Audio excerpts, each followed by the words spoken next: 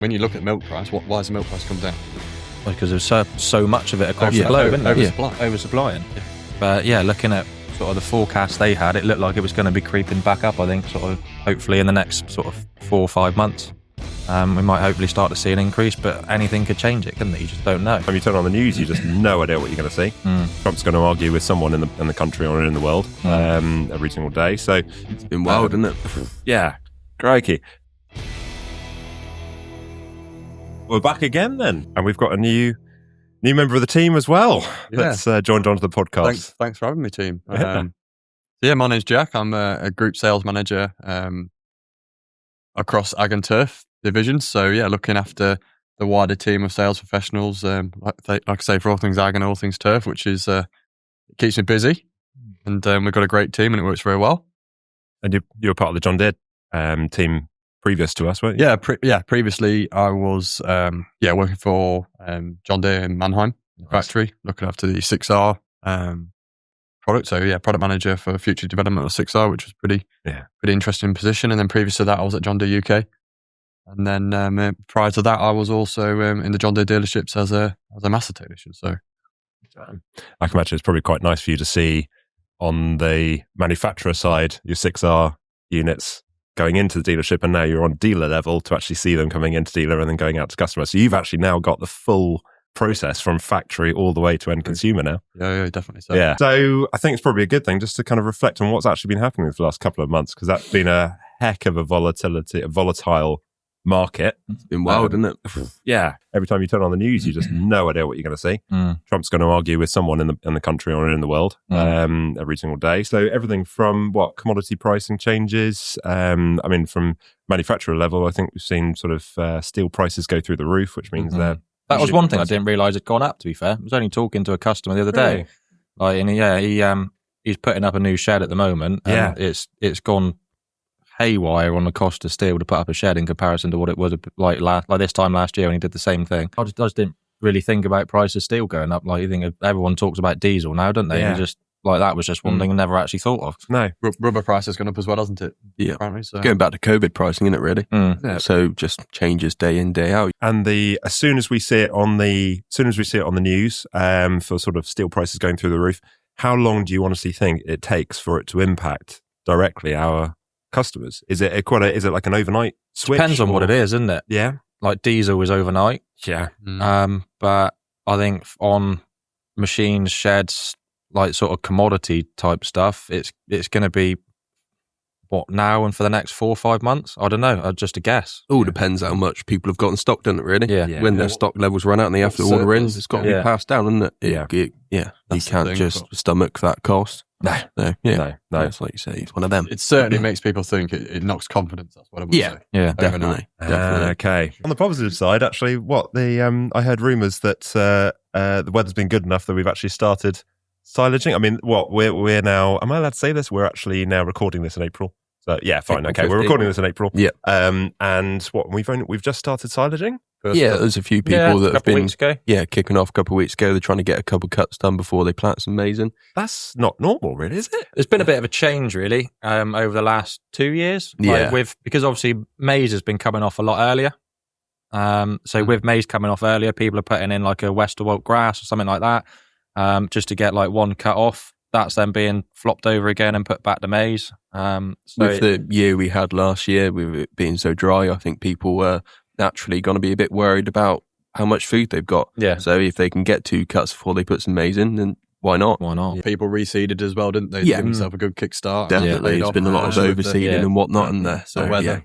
Yeah. But we don't have the cold winters over the last few years, have we? Obviously been fairly wet, but it's not had the cold to stop grass growing. So it's grown all through the winter. It was always been growing, just couldn't get on it. That's it. You just sink, basically. Yeah. Brad, so you mentioned that you've got quite a high dairy proportion in your territory, your area, which is where's your territory again? What do you? So now I'm sort of basically, if you're heading north, everything left hand of Exeter, really. Yeah. Okay. And how's the sort of right hand of Exeter? Right hand, sorry. Yeah, everything left hand is mine. That explains it. That explains why you do so much selling into my area, then, doesn't it?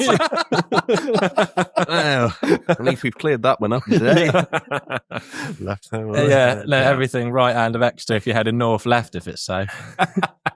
Fine. So, but so how's the so the season obviously is as we've said is hasn't been as cold in the winter. It's got a lot sunnier and drier and warmer and that sort of thing. How's that actually impacted dairy side? I mean, we're not in full flow of it yet, really. Okay. So yeah, there's just been sort of odds and sods, I suppose, of like silaging that's been done already.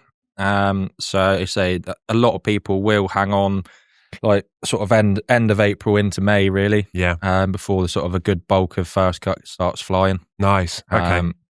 So yeah, we're sort of on the edges of it, but say a lot of what's been done now is mainly just to be sort of getting it turned around to put maize in. And Jack, I know you, for the dairy side, that I know you were quite keen to get into a supporting role for that industry, weren't you? So, what have you been up to?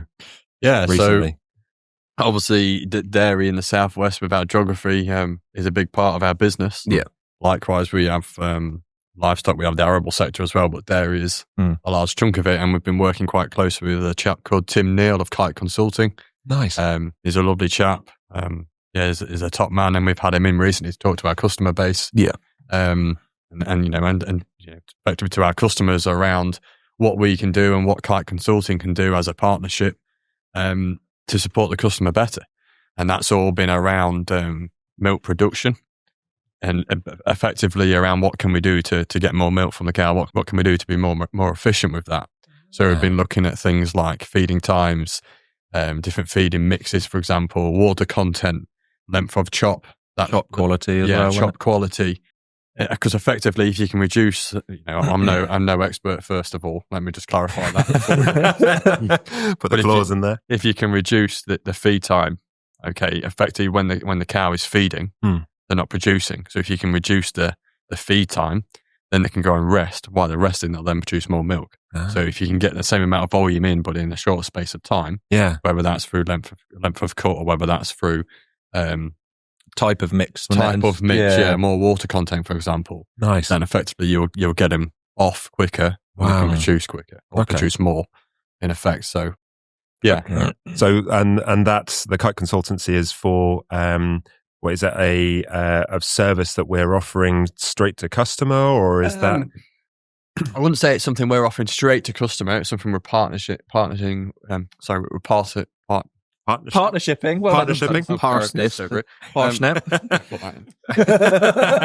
partnering with Tim and Kite Consulting to support the customer base, basically. So we won't offer it direct because we're not experts in that field. But obviously, we can take Tim on farm with us, and then Tim can obviously give that advice moving forward. It was a real eye opener, actually. Like a lot of it, because you just think a dairy cow produces milk, and you have a pint of milk in the shops. Yeah, but it's actually different types of contracts as to being like what that then goes to.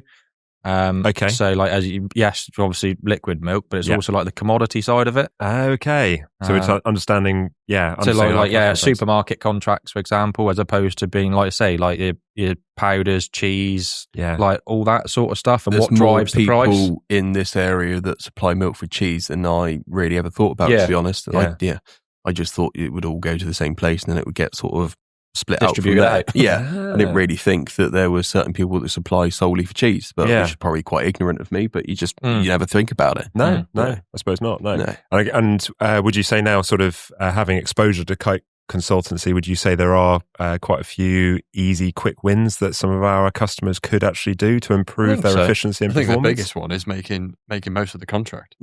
Right. I think it's little tweaks and little tweaks that people can do probably easily. And then that just it's almost just a snowball effect, isn't it? I think just little things. Don't quote me here, but from memory, from what Tim was saying to us in Kite Consulting, is there can be a variation, between 8 pence. There was something up there, wasn't there? By maximising your contract and not maximising your contract. Wow. And at the minute, that means a lot, doesn't it? A lot. Heck of a lot. Yeah, exactly that. Because the milk prices aren't great at the moment, are they? No. But then, like obviously, like off the back of that, like with like the commodity side of it, and was it like the global GDM, global dairy market, or something like that, wasn't it? I think. You've taken away a lot from I did. this, No, see, haven't you? I have got something upset. Surprised you there, haven't I? But just seeing obviously like how they forecast stuff, it is like a stock exchange of dairy products. Right, which is madness when you think about it. But when you look at milk price, why has the milk price come down? because there's so much of it across the globe, isn't there? Oversupplying. Yeah. But yeah, looking at sort of the forecast they had, it looked like it was going to be creeping back up, I think, sort of hopefully in the next sort of 4 or 5 months. We might hopefully start to see an increase, but anything could change it, couldn't it? You just don't know. No, with the way that everything is at the minute, like you say, you just don't know, do you? No. Yeah. But it was great insight for us, great insight for the customers. Yeah. What was really interesting was the length of cut. Yeah. No matter what you make that length of cut, the cow will always take it back to, I think it was 7 mil? Yeah, 7 mil. 7.5 mil. So if whatever you make the cut at, it will always chew it to 7.5 mil. Wow. So again, it's about processing the feed time. Yeah. Okay. Less chewing is less time. Interesting. Small things, but you can actually make a heck of a difference. Yeah, a heck of a difference in efficiency. I think we've, and it's something that you just picked up on, Jake, is actually it's such a volatile time for customers, our industry, multiple industries that we deal with. But it's something I think we picked up on a while ago, that we needed to be more supportive to customers. Yeah. And definitely not just be a salesperson that rocks up on the door, asks for money and walks away again.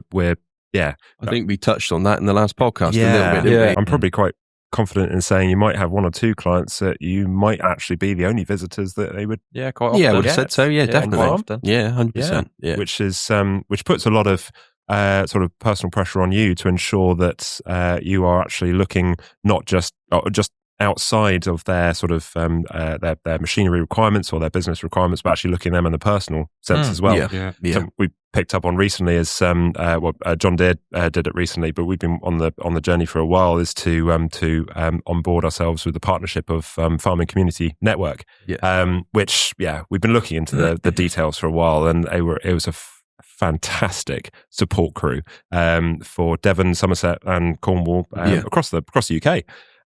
Where they are just looking out for the mental health and just local support, basically, the agricultural industry. Anything from relationships to business worries, financial worries. They're there. Yeah, and they're a lovely team. Yeah, we the people that we've met. Consulting day. Yeah, right. They were cracking. Yeah, okay, and it's amazing how many people they actually know as well. Yeah. So, would you, with the customers you've got at the moment, do you see that the what is actually putting pressure on customers wise that might actually start impacting their mental health and where do you start? Yeah. A bit like, to be honest, it's a bit of everything. Yeah. The government isn't helping, of course, but that's obviously a difficult subject. But fuel prices, milk prices back. Yeah. Trying to forecast with fertilizer prices, for example. Yeah. There's corn price being through the floor. Yeah, we'll go back to first cut briefly. Yeah, look at the price of diesel today. That first cut, cost of production is going to be a lot greater when you take the fuel price into consideration as well. It's doubled. Price of red diesel is it was 60, 70p, and now it's £1.25. Yeah, that's what a lot of contractors now, aren't they? They're sort of putting a surcharge on for the diesel, it's like working off of like 65p a litre, and then like making not increasing their prices of what they're actually doing, but just sort of passing that cost across, because at the end of the day, the person they're doing the work for is still having to pay that same amount for the diesel they're using on farm anyway. It's one thing I picked up from the last podcast where we had Laura here, and she was talking about her sort of the mental pressures of being on sort of social media. That was a very interesting conversation. That she was very good at opening up about that. But that's something that you would not expect from her profile, her personality. You just would not expect her to be in that situation. And I can imagine there's quite a few people that you'd stand in front of today that might be going through personal pressures of whatever, but you'd never see it at face value, would you? That's They're very good. I'm again probably quite confident in saying that the agricultural industry is very good at sort of bottling up internal pressures and just getting on with it. I think is probably there. They're probably a little bit concerned that people don't understand. That's where FCN's good, because the people on the end of the phone are 9 times out of 10 a volunteer. Yeah. And they're probably having a similar situation themselves, so they can talk to it. Yes. You don't ring up and ask a question and say, well, what's that? Yeah. What kind of cow is that? Yeah. They know that already, for example. So I'm quite passionate about FCN because of my recent interaction with those guys. But if you don't want to have a conversation on the phone, you can go on and use like their version of Google, which I think it's called Farmwell off the top of my head. Right. And it's just like an FCN Google, but for farmers. Yeah. So it's just got the regular all the frequent questions. Wow. You just type it in and it gives you an answer. And okay. So you don't have to have that interaction if you're not comfortable in doing so. And it's all free of charge. Yeah. It's all volunteer work. Yeah, 100%. And they cover everything from, as I said, from mental health to financial to relationships, a bit of everything really, which is quite interesting. So yeah, that's something we've partnered up with on FCN. I think it's a valid point. You go up on Exmoor, like you say, you might be the only person that customer sees for a week or every 2 weeks. I don't run that area, but you could be so close to a place or a town or whatever, but because you've got so much going on at home, you don't get out, do you? Don't leave, no. I think farmers are, near enough always fall into that category. 90% of the time, they just, maybe they don't have the time, maybe they've got other things to be doing, and they just don't leave that farm. And no, I think sometimes that can be the biggest. There's probably something to think about as well, because obviously Jack's going to be putting you two under pressure to keep your areas running when there's new products coming out, there's new services, there's new features. So actually finding the time to actually step back and relax and reflect on the person in front of you as well on a personal level. Because if we touch upon sort of what's going on coming at us like a freight train, is everything from e-powered tractors to AI to everything. It's really starting to ramp up at speed.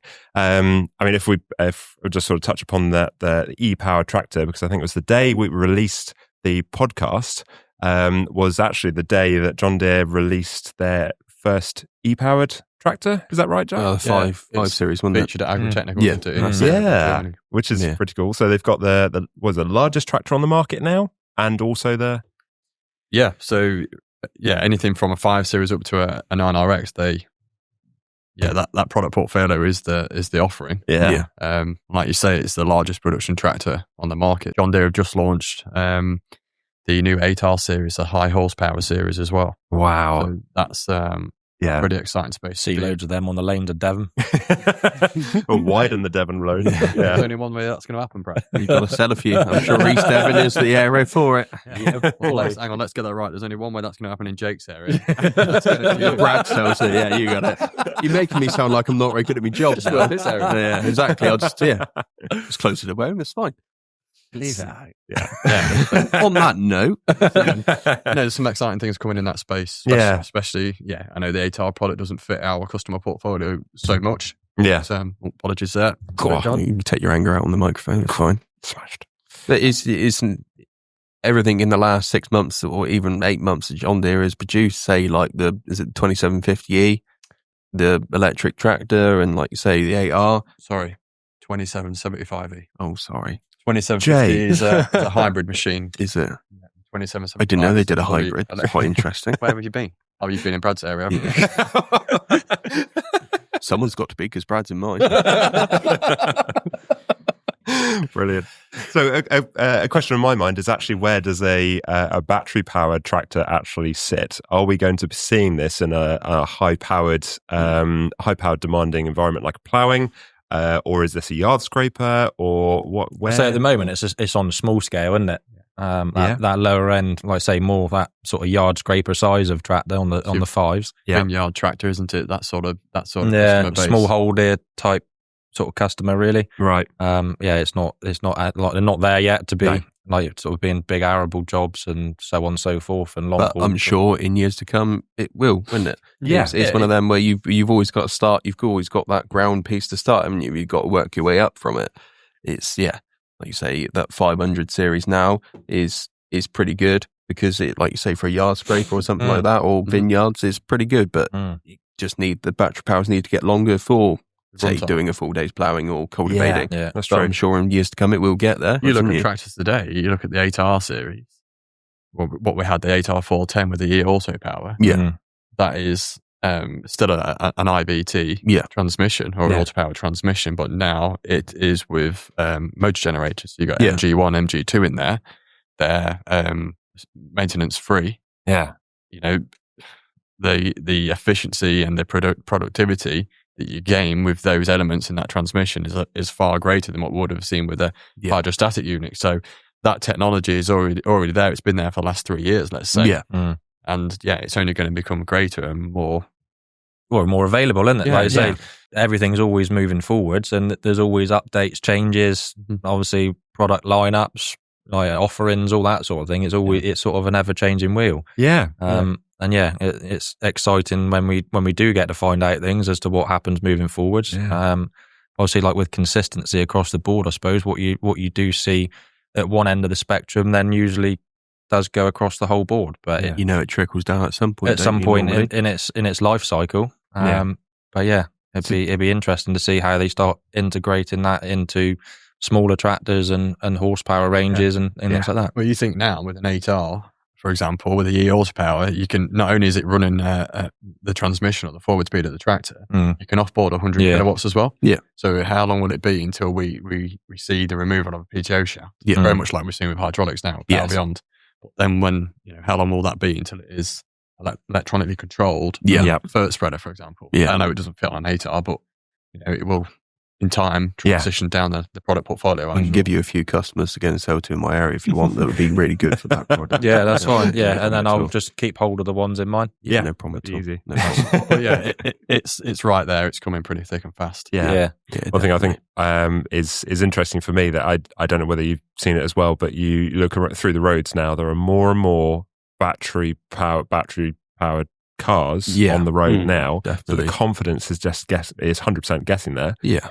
But for me, I wouldn't honestly commit to a battery-powered car until I'm confident that there's enough power sort of charging stations around me. Now, it's a no from me. It's a no from you, fine. Well, you won't get from your patch to the end of Jake's patch. Well, true. But that's the thing, because let's be honest and say if we, I don't know how long a battery powered tractor is actually going to last. A couple of hours, 6-8 hours, somewhere along those lines, I would have thought. But let's be honest and say if the power runs out in the middle of a field.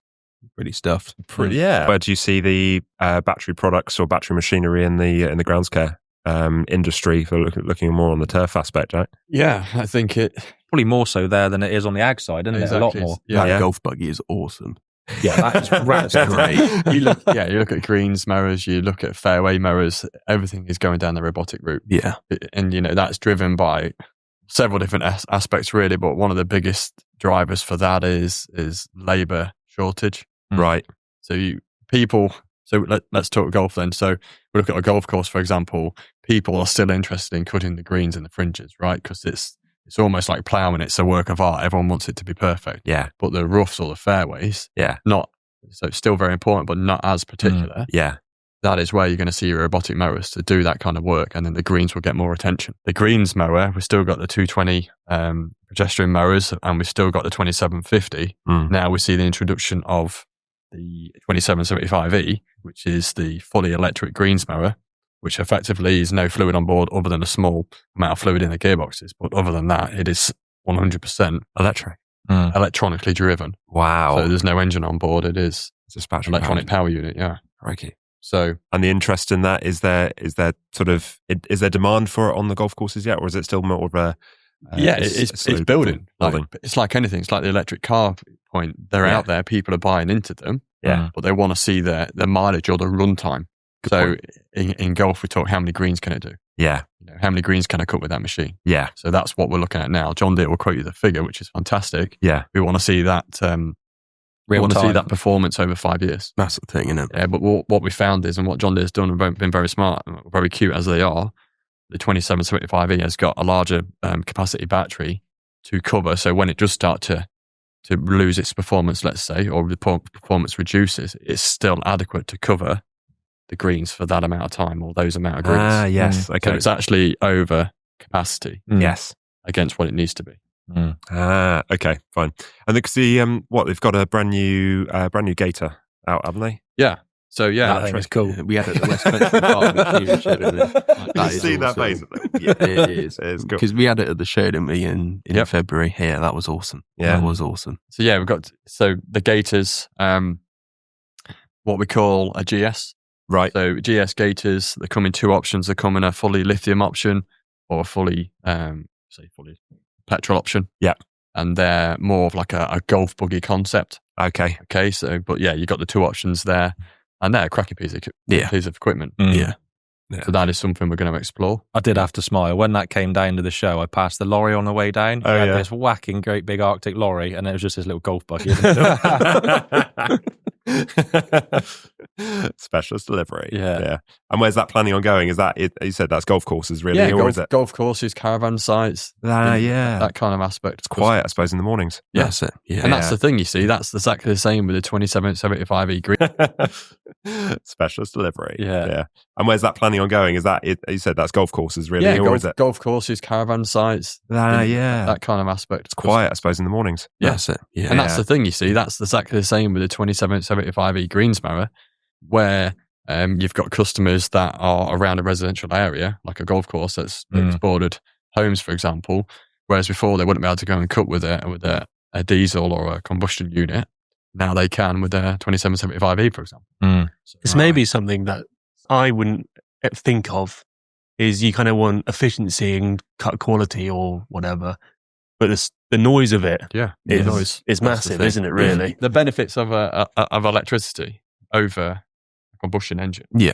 Obviously, noise is a big one. What do you get with electricity? Whether it be in an 8R e-Autopower or with a 2775E, you get instant torque. Instant power and torque. So power is there straight away. It's more refined. Yeah. It's more efficient. You know, we can talk about this for a long time. Noise, operator feel, operator adjustment, being real refined. Yeah. If you can control it and implement it, put it into the machinery as it needs to, it can take you a long way. Battery operated products, is this just one step closer in your eyes? Is this one step closer to complete automation? Because I know there's a legislation going through now where it's actually been fast tracked through government that by 2027 we are going to be allowed, as of now, we're going to be allowed completely autonomous vehicles on the road. There is fully autonomous taxis or Ubers in London at the moment, with people sat in there as a bit of a fail-safe. Yeah. But they are fully autonomous, but still manned at the moment. No input, but still manned just in case. It's all great. But if you get to a Somerset or Devon single track lane and you meet someone, Jake, that is then someone else's problem. But when they drive into you. When I'm driving down in Jake's area and I meet a car with no one driving it, well, you know what's going to happen. You see Jake, you're going to meet each other, aren't you? What happens then? Okay. So would you say it's actually one step closer to automation, complete autonomous? It's there, isn't it? I think. Autonomy in Region 4 in the Americas is already there. Yeah. Wow. Again, due to labour shortage. Yeah. And it's only a matter of time before we see it in the UK. Yeah. As soon as those machines come out, which, let's not say too much there, but as soon as those machines come out and are fully equipped to be autonomy ready, you can bet your bottom dollar the customer's going to be on the phone wanting to know, how does this autonomy work? Yeah, exactly. And that's our job to be ready for it. Yes. Okay. Yeah. I'm intrigued to know when it does at any point come across, and we start seeing it, how it's going to adapt to, say, like our part of the world. Yeah. Because obviously, like with the Americas or whatever, they got hundreds of acre fields, like they're massive fields. Roads. Yeah, big roads and whatnot.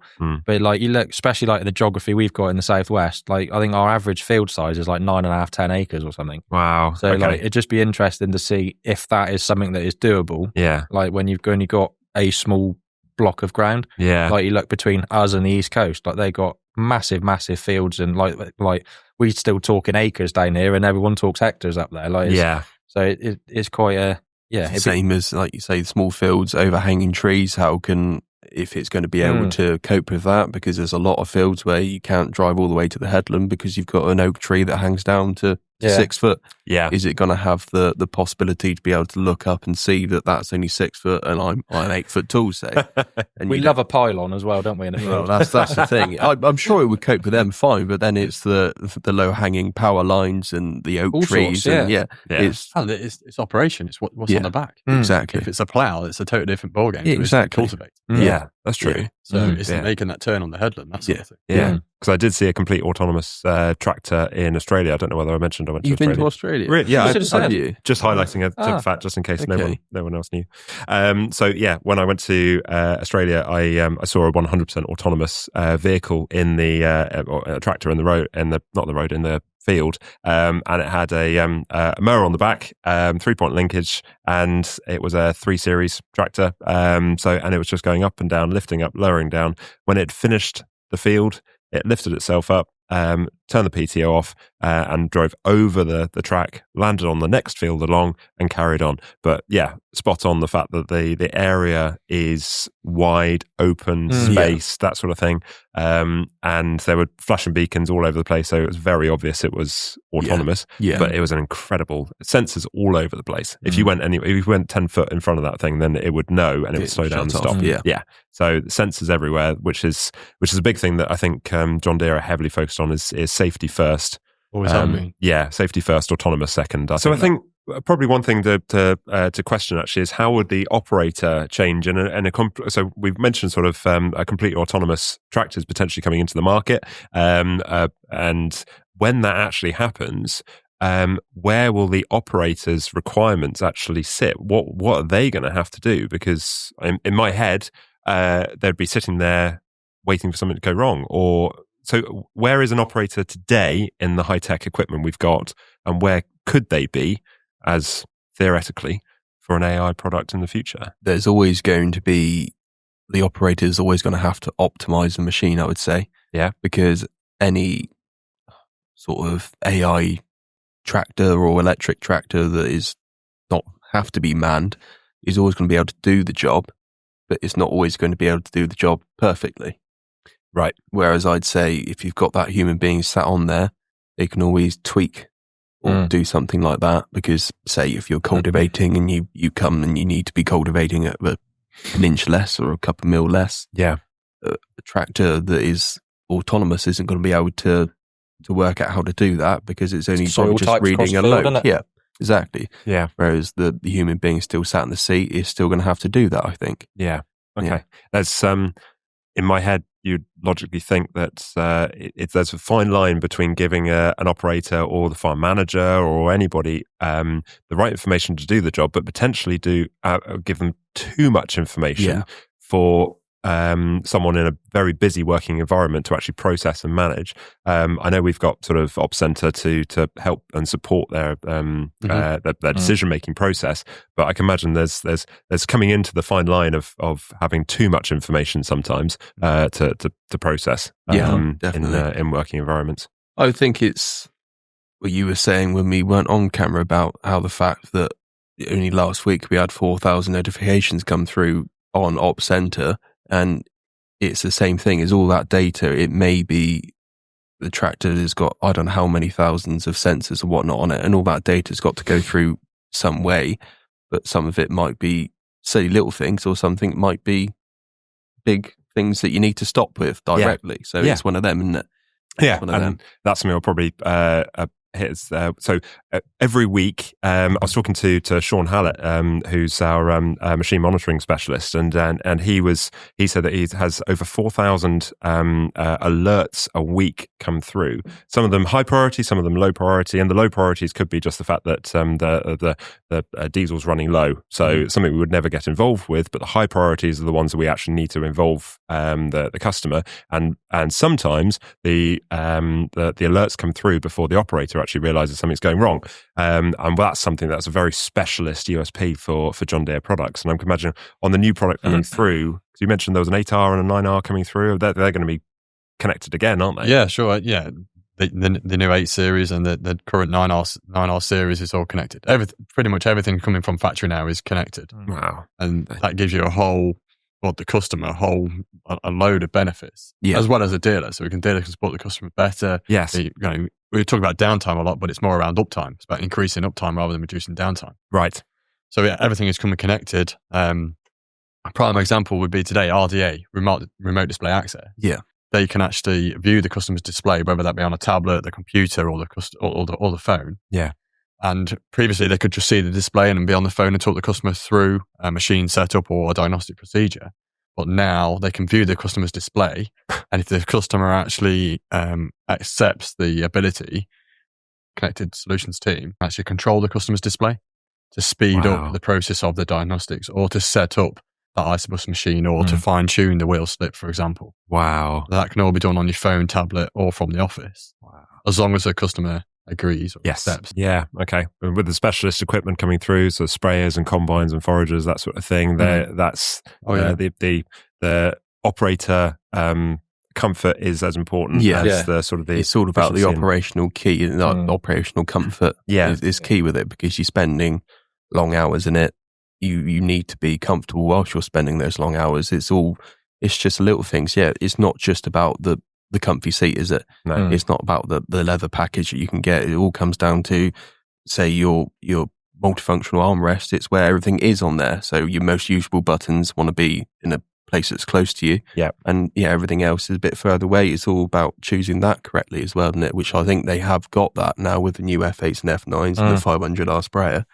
It's trying to keep that, all in hand and all in check, isn't it, I think? And everybody's different, aren't they? Everybody likes different things. They want something closer or further away, or they want a button that they might assign to something that they don't want to be near them, so they don't accidentally press something. Well, it's all doable, whether it be tractor, forager, sprayer, combine. Like with the options that we've got with like hydro handles and like Command Pro joysticks and that sort of thing, like it does sort of open that door of flexibility for actual driver comfort and satisfaction. It's a big thing, isn't it? Driver comfort. So a prime example would be in regards to operator comfort would be the Command X Plus and the Command X Pro. In the new 8R high horsepower series tractor. So the 8R 540 being the largest model, for example, 2 different types of joystick or transmission operation now. So Command X Plus, Command X Pro, slightly different in ergonomics in regards to holding position or operator hand position, and also things like drive strategy. So those joysticks are still all fully configurable. And basically, you can drive that machine in 2 different ways or 2 different strategies, depending on the operator preference. If you've got a high technology engaged operator, they can do more on the joystick with the Pro. Wow. Whereas the Plus, for example, say if it's more just a pulling tractor, then you don't need all of those buttons or functions on that joystick. You just want it nice and simple. Let's say they're just pulling a cultivator and it's only got one hydraulic function on it. You don't need all of it, do you? No. It's just trying to keep it simple and tailored to exactly what the customer needs. Yeah. They've changed quite a lot of cab features and what the cab looks like, haven't they? Like, obviously, it was 3, 4, 5 weeks ago, I think, was it? It came out now. Like, obviously, that it was launched, wasn't it? And so, looking at what they've done, like in the cab, I got that little convenience display. Yeah, convenience display. That's it. So like obviously we used to have like a row of buttons as such for like your HVAC system and stereo and all that sort of thing. Where it's there at the touch of a button and push button start. What they call a J brake, which is effectively an engine brake now as well. And that 60k is a big thing as well, isn't it? It's all going to help. And something that's obviously been battered around quite a lot is like the central tire inflation. So we've seen that across a few ranges of tractors now. So that's sort of becoming more widely sort of implemented into the ranges of tractors. I think it's something that a lot of customers are now looking for, isn't it? It maybe wasn't something that they were too worried about. Ground compaction and everything's a big thing, isn't it? Now, say ground compaction in creating that, it's just controlled traffic. What from? Jake's laughing because well, we were having a discussion off air about Bradley coming into my area and doing some lovely demos. We think that he may have done a demo just about here. Here is where the tram line should be, and we're thinking that here is the tram line that Bradley has done when he's in my area. So, lovely photo, but we think maybe that you could have picked an area that isn't North Devon. I'll choose yours next. Or Brad's North Devon. Perfect example of controlled trafficking from. Yeah, you're not too keen on that, are you, Brad?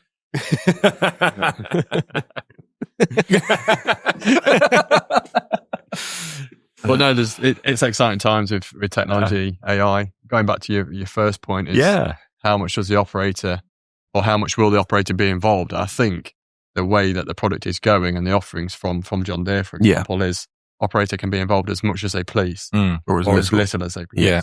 And that's across not just tractors as well. Yeah, exactly. It's all of it, isn't it? Yeah. Like foragers, isn't it? Yeah, it's like the combines, like obviously what we'd seen, like sort of S series combines, and like S and X series combines, definitely like what we'd seen on the foragers now, like with ground speed automation and autofill and things like that. So it opens that door either to completely optimize the machine, or for less experienced drivers, for example, that machine's still running at an optimal level. Yeah, it's all going back to what Jack was saying about if you can get the someone interested in driving the machine. Yeah, absolutely. And like you say, if they're maybe not as confident at driving the machine and just want to say stick it in auto, and just go for it, and then over weeks, months, years, you can start to tweak the machine and optimize it to get the most out of it. There's a bit, without being controversial, there's a very big difference between a driver and an operator. Yeah. Okay, good phrase. Because they are two completely different things. So Bradley is a leave it out. Driver. And you're an operator, are you? Joking aside, the technology that's coming, it is bringing that closer together. Like the J brake on the new 8R, for example. Push, activate it in the G5 Plus display. You set your forward speed. Once you start to go above that forward speed or greater, it'll then start to put the J brake. Wow. So, and what that's doing then is actually engine braking rather than hydraulic power fill brakes. Yeah. Okay. It's taking the wear out of the machine as well. It's a more efficient product. Yeah, so it's actually being smarter than what Bradley is, which isn't hard. So. But what I would say about that is, if you look, you've got the two tram lines.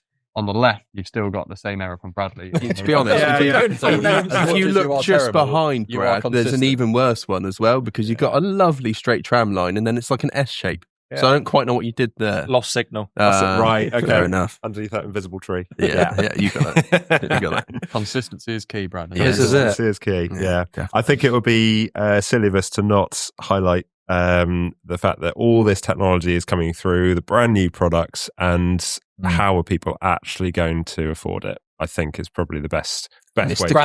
Grandad. Mr. King. Yes. So finance is probably one to kick them on, because it's an incredible time. It's really exciting. As I said, I'm a complete computer geek, and I love the fact that every time John Deere release new products, and even non John Deere's, the other manufacturers as well, they're coming through the latest and greatest technology as well. The product offering at the moment is fantastic. From John Deere, but all of our manufacturing. It's an exciting time. Which is great, and everyone's sort of driving for efficiency. But where efficiency comes in and new products, then the price obviously goes up as well. So it's something that we put a sort of Stuart King. He's come off the sales team. I wish we could do very quick beeps for what FFS.FS stands for. Just add him in. But so Stuart came off the direct sales team, and he's moved into our liaison and direct contact with John Deere Finance now, hasn't he? So he's doing all our internal. I think he's finding it quite interesting, really. Helps us no end, though. 100%. Stuart massive. Brilliant, because he has been a sales rep, sales professional before. Yeah. He knows what needs to happen in regards to speed, and knows what the customers are talking to. Yeah. And he knows customer expectations as well. Yeah. And it just works. Turf, it makes it so easy for us. Whereas previously it would be a bit of a delay, not much of a delay, but you're still going outsourcing it to come back again, albeit we're still with John Deere, for example. But now that we've got Stuart in-house, it just makes it seamless, really. Yeah, and we're probably learning more about how to manage finance to the best of our ability and to the best of the customers' benefit. We're having some great conversations. We're actually working deals backwards. We've got customers that are interested in coming out of another manufacturer into a John Deere product. Yeah. And we're working it backwards now from like the affordability. And right, well, this is your monthly or your annual payment, whatever it may be. Yeah. This is where we can put you. Yeah. And that is helping us. Oh, 100%. Yeah, definitely. Okay. And it's I think the cash flow side of things is one thing that I never realised too much until the last maybe couple or probably year or so, is like with the John Deere financial side of things, where you can adapt each payment to exactly what you want to help with your specific cash flow. It's probably something that a lot of customers don't realise, but it's getting that through. So Stuart can adapt it to whatever. Say if you've got a really good summer and a really bad winter, you can adapt your cash flows to suit that, or your finance payments to suit that. And I think that's something that is key, really. I say, well, I'd see it more and more now, actually, because people are becoming, because I'm making more people aware of it. But like, say on the dairy side, like people block calving. Okay. So like if they've got 2 months of the year, for example, where they're solely just calving, so they're not really milking at that point. Okay. Then obviously the cash flow coming in is a lot less. Yes. So we might have, say, 10 months of the year at X payment, and then the other 2 is either reduced or changed or whatever it might be. Yeah. But it sort of correlates with that cash flow. Obviously, they're not sending very little milk across those those couple of months while they are block calving. Yeah. It helps you really well, I think. Massive. In the Crediton and South Morton area. Yeah, in your area. Yeah, it does really well in there. Prime example as well on the turf side of things, certainly in Cornwall, with the caravan size. Yeah. Caravan size season is just kicking off. No one really wants, or the businesses don't really want a payment over the winter months. Yeah. Okay. We can stall that, and then we obviously increase the payment when the cash flow is increasing. So right, yeah, because caravan parks are obviously very seasonal, like I imagine. Yeah, exactly. Yeah. So that's where we're working with Stuart. We're working with the likes of John Day and David Barnes, for example. Yes. Making customers aware of it. And that is working for the customers. Yeah. So something that it's just a conversation starter, really. Yeah. Rather than just talking hard iron, but you can have a different conversation to the customer's business, whether that be finance or whether that be milk price or the contract they're on. Yeah. It's one of those old things, isn't it? You want to be there. What we're trying to do is be there for the customer through the whole cycle. So it's not just about when they're buying, when they need a part or when there is a downturn in the market. We're there the whole cycle. Right. Okay. So that's what we're trying to do. And yeah, definitely. Okay. Yeah, fine. Brilliant. Okay. Well, I think we're done. That was good. Enjoyed that. Yeah. We really appreciate your guys' time, and thank you very much to you for listening in, tuning in. So what have we got? We've got YouTube and Spotify, haven't we? We're on social media as well now, are we? Yeah. Yeah. We've been on Spotify since the start. Have we? You haven't listened to it, no? No. I really don't like listening to it, to be honest with you. Brilliant. Prefers watching himself, don't you, Jake? Yeah, I'd rather not do that, YouTube, to be honest. Yeah. Love YouTube. Thank you very much for tuning in. Hopefully you found it insightful. Hopefully see you guys around. Yeah, certainly will. You know where to find us. You know where to find Brad. He'll be in Jake's area.